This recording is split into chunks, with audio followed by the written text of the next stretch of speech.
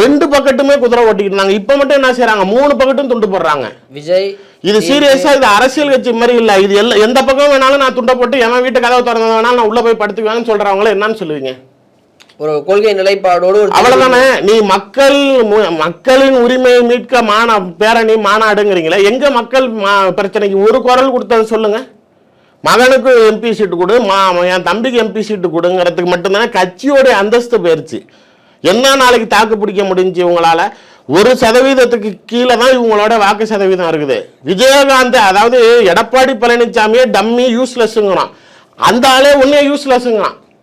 2 முறை உங்களை சேர்த்ததுமே பிஜேபி விஜயகாந்துக்காக கூப்பிட்டு இல்ல அவங்கள சேர்த்துங்கன்னு அழுத்தத்தினால தான் எடப்பாடி சேர்த்தாரு. 2021 வேணான்னு யாரை சொன்னாரு? இந்த மாதிரி தான் சொன்னாரு. 24 நீங்க எதுக்கு போய் நின்னீங்க?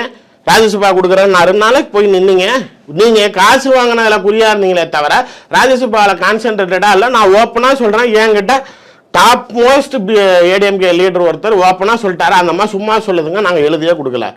சிவி சண்முகம் போனாரு, ஒத்துக்கிட்டாரு, தரேன்ட்டாருங்க அப்படின்னா உடனே நம்ம அடுத்தது சரி பணம் எப்போ தரீங்க அப்படின்னா அது நீங்கள் எங்கெங்க கொடுக்கணும்னு சொல்லுங்க, கொடுத்துருவோம். அந்த பணம் ரீச் ஆயிடுச்சுன்னு இந்த அம்மா டிக்ளேர் பண்ணிடுச்சு.